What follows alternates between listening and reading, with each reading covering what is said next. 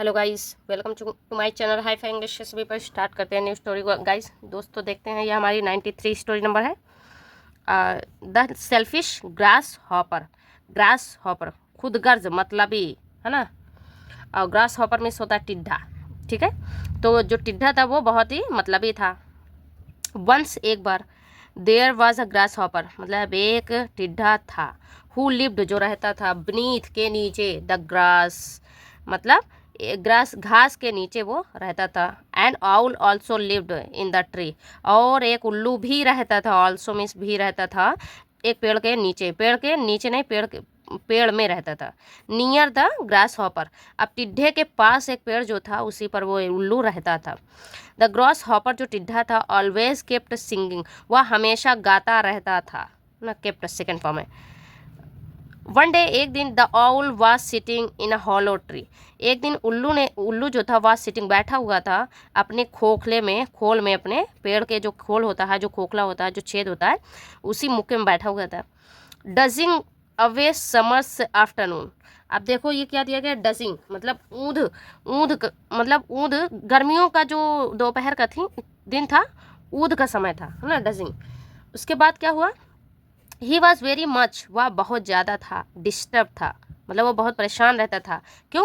By the grass hopper मतलब जो टिड्ढा था उसके द्वारा वो बहुत परेशान रहता था। सिंगिंग गाना गाते हुए, इन द ग्रास जब वो घास में गाना गाता रहता था तो उससे वो बहुत परेशान रहता था। बीनीथ के नीचे, घास के नीचे जो है, घास के नीचे और जो घास में वो रहता था, गाना गाता रहता था, उससे वो बहुत परेशान था। सो फार फ्रॉम कीपिंग क्वाइट, तो सो फार फ्रॉम कीपिंग क्वाइट मतलब चुप रहने के लिए, चुप रहने से वो दूर, इसलिए वो जो दूर रहता था, दूर से ज़्यादा अच्छा था कि वो चुप रहता था।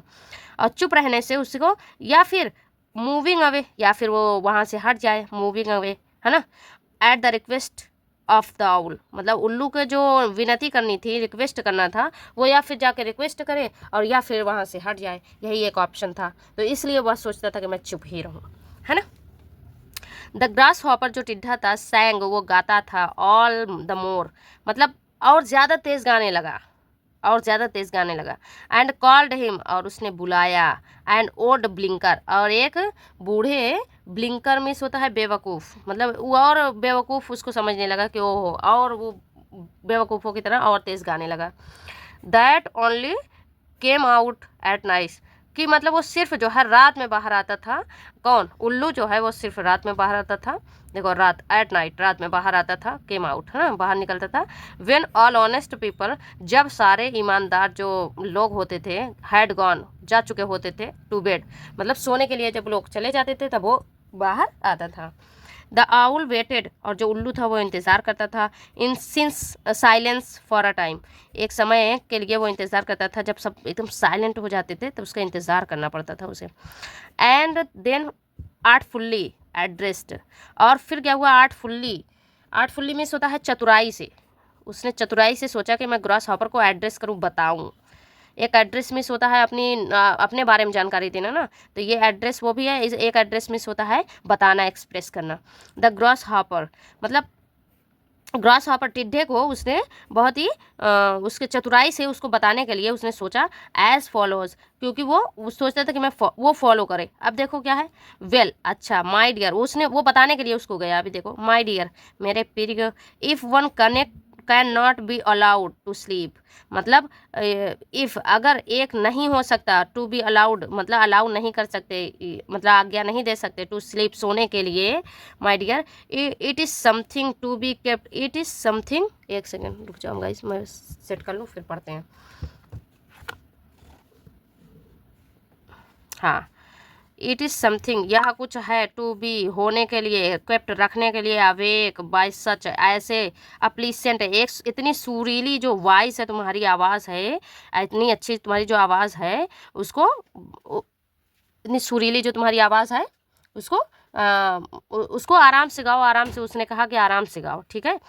उसके बाद एंड नाउ और अब, आई थिंक ऑफ इट और मुझे लगता है यही बहुत है, ये ऑफ इट, है ना। आई हैव अ बॉटल मेरे पास एक बॉटल है, ऑफ डिलीशियस नेक्टर, मेरे पास एक बॉटल है किस चीज़ का, अमृत का बॉटल है, नेक्टर अमृत का, एक स्वादिष्ट अमृत का बॉटल है।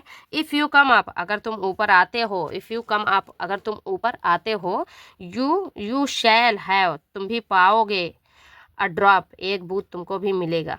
असली ग्रास हॉपर, जो बेवकूफ़ टिड्ढा था, वो केम हॉपिंग, वो हॉप हॉप करते हुए आया, अप टू द आउल, उल्लू के पास के हॉप हॉप करते हुए वो ऊपर पहुंचा।